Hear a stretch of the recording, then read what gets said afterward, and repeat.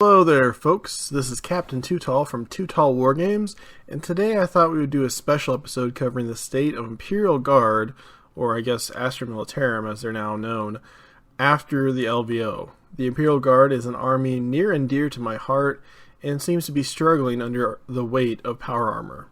So I will be covering a few big winners from the Codex, and as well as some losers. Let's hit it.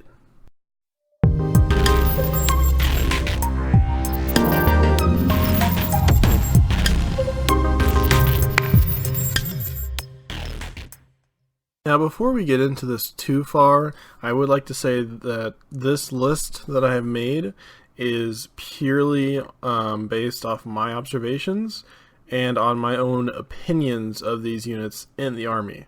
So don't take anything too hard if I talk poorly about some of your favorite units. With that said, let's get started here. Excuse me. So, I actually went through about the top 20 lists from LVO, and there was a lot of power armor. Marines and actually Sisters of Battle did pretty well. I think there were two Sisters lists that made the top 20, and a few Chaos Space Marines made it as well.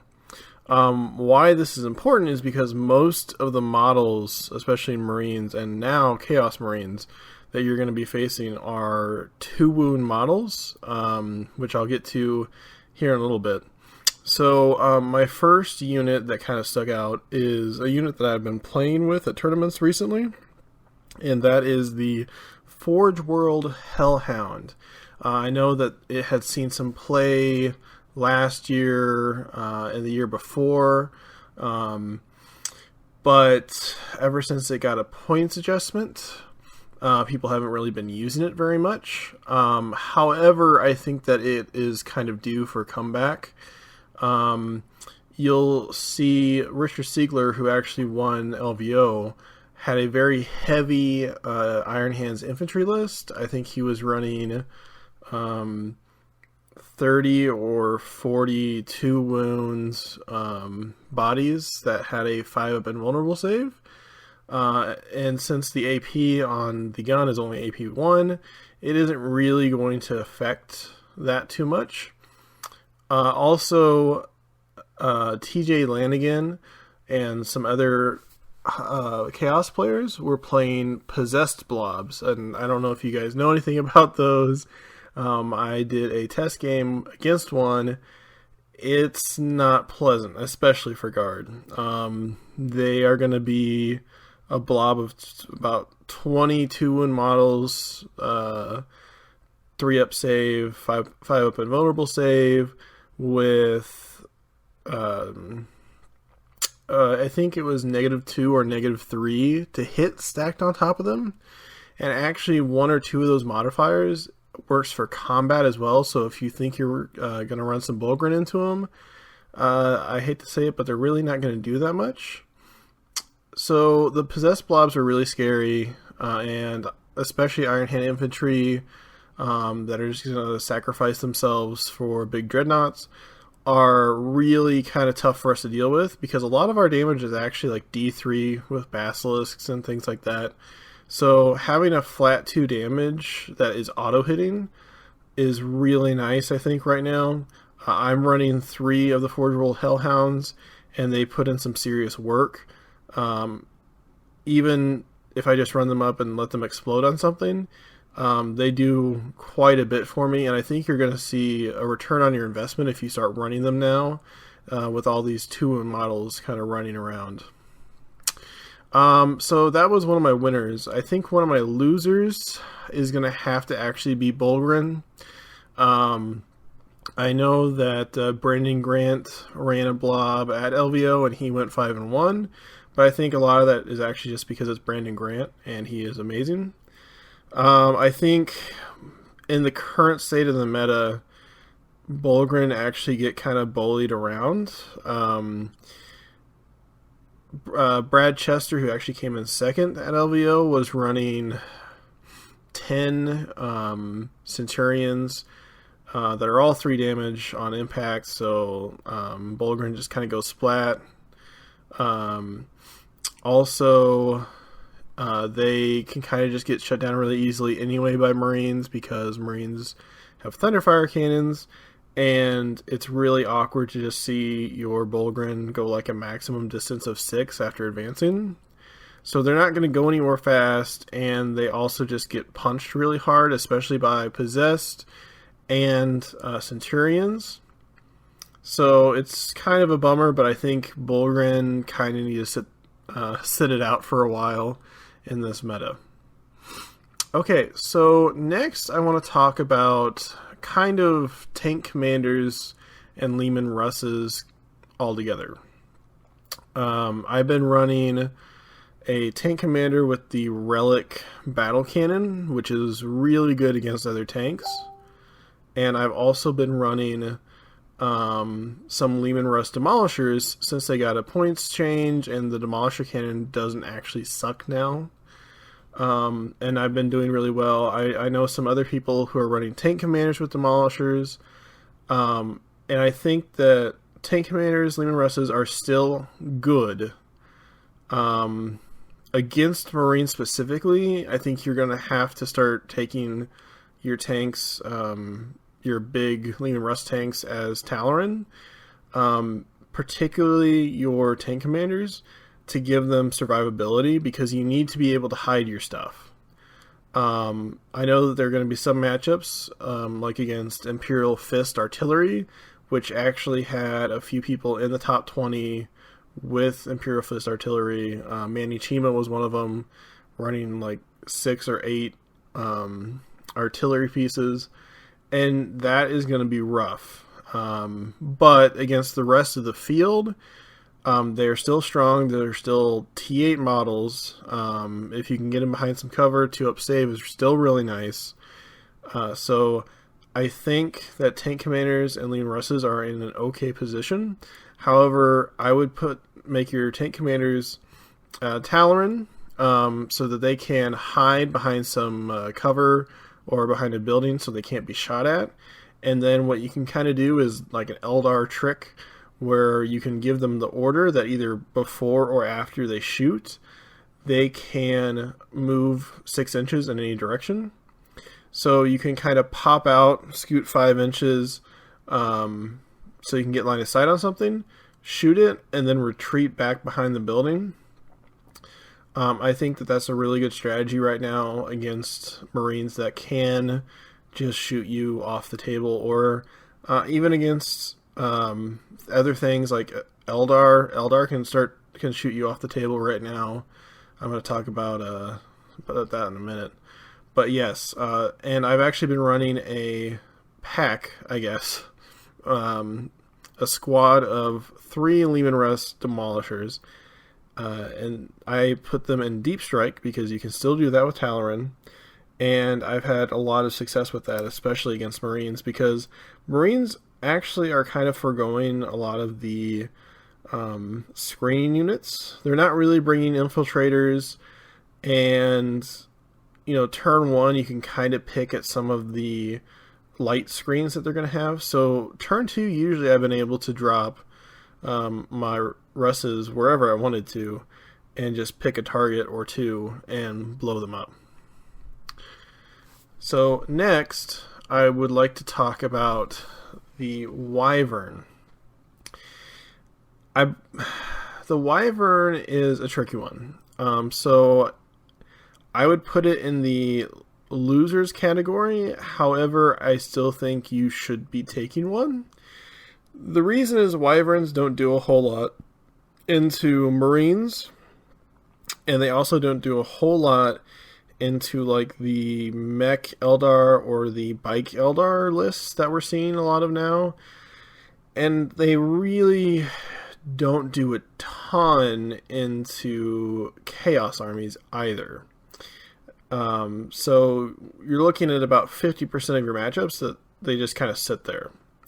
However, I think you still need to take a Wyvern, because there are still hordes out there, and there are still going to be people bringing 10, 15, 20-man squads of witches, or a number of other things that are kind of scary, but also just kind of pop when a wyvern's in range. Orcs did actually make the top 8, and I think there were actually 2 orc players in the top 20.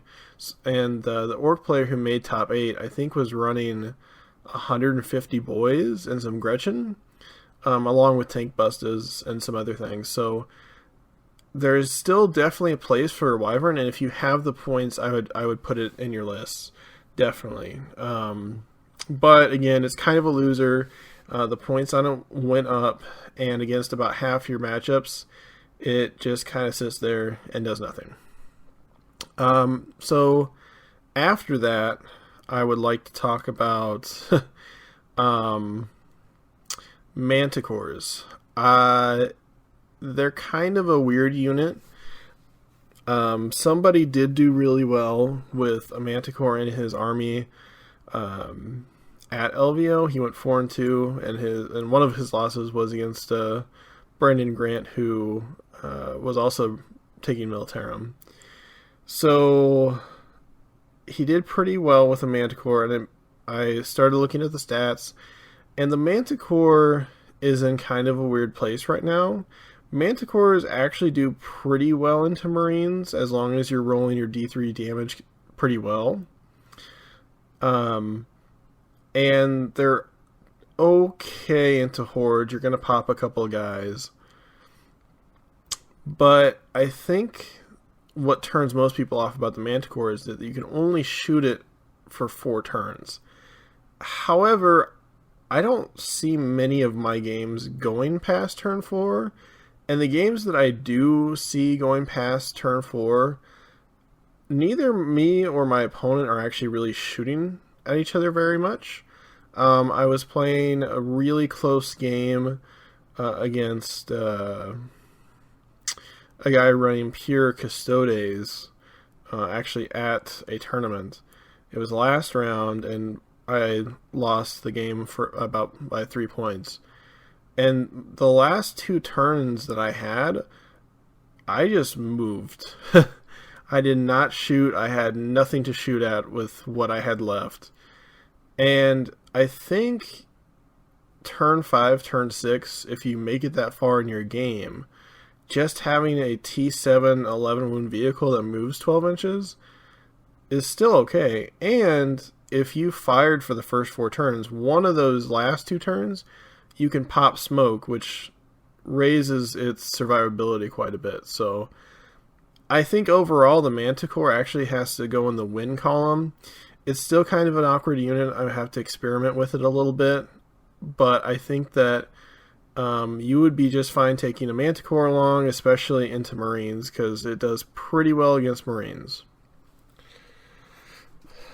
Next, I actually want to go back to tank commanders and specifically talk about the relic battle cannon that you can take on a tank commander. So this is probably one of the most valuable things in a guard list right now. 3 damage, it does a lot to a lot of things. Sean Naden was, and among other people, were running a lot of 3 wound bikes. He was running a lot of Skyweavers. There was another guy in the top 20 who was running I think a 9-man Warlock Conclave, and all of those are 3 wounds also. It is a little awkward because Skyweavers are naturally -1, and we don't have a lot of modifiers to let us hit them. However, pretty much anything you hit, as long as your opponent doesn't have amazing saves, is going to just get popped. I played against a guy running 12 Skyweavers, 3 squads of 4, and in the first turn I killed 4 of those Skyweavers with just the battle tank. So it is possible to do really good things with it against bikes, and I think it's going to be important moving forward because a lot of people playing Eldar are actually moving away from Altiok.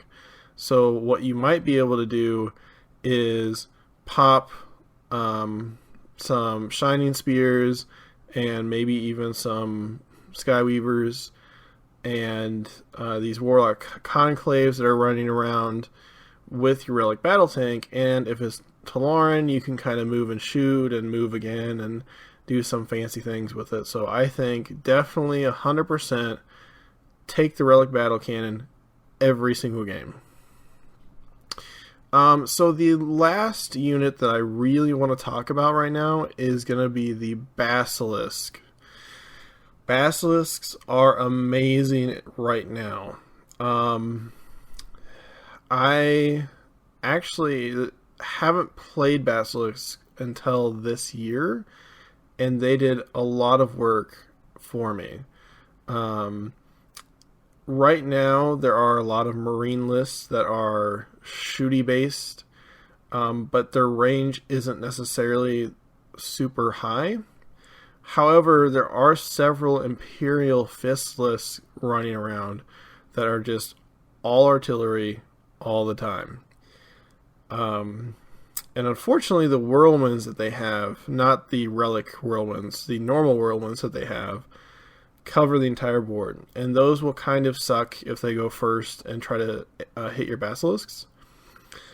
But if they're running the relic Scorpiuses, and if they're running Thunderfire cannons, you kind of have a chance to survive turn 1 as long as you place your models correctly. Both of those models have long range, however it does not cover the entire board. So if you are against someone playing Relic Scorpiuses, remember that their range is 48 inches, and they can't move and double shoot.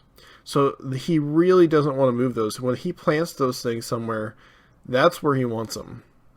So if your opponent puts their Relic Scorpiuses on the very back board edge of their deployment, as long as you stay, a full board away with your main artillery, you're going to be just fine. Thunderfires are about 60 inches. They're a little bit more annoying. But again, if they're at the very back corner and you put your stuff at the very back corner, you're going to be fine. Thunderfires are actually not as scary because Thunderfires generally, even Imperial Fist Thunderfires, kind of want to be shooting at infantry. We're going to offer a lot of kill points with infantry. And if they are not targeting our infantry with their Thunderfire cannons, I kind of think they're doing it wrong, because they're going to waste maybe all 3 Thunderfires into a Basilisk, and they might kill it. So that's just something to think about also. Overall, I think Guard actually is in a decent spot right now. Not the greatest. We've definitely been in a better spot before. But overall, from the performances at LVO, we actually have some decent countermeasures to a lot of the super meta things right now. The big ones are going to be Iron Hands, Imperial Fists, Raven Guard, and I think Chaos Marines are going to be a big thing again with the Possessed Blobs. And if you guys would want me to go into kind of more in-depth analysis of some of those armies, just let me know. I would be happy to do it. And just let me know what you think of this video. I really do want to start creating more videos, and I would like to know what kind of content you guys would like to see from me.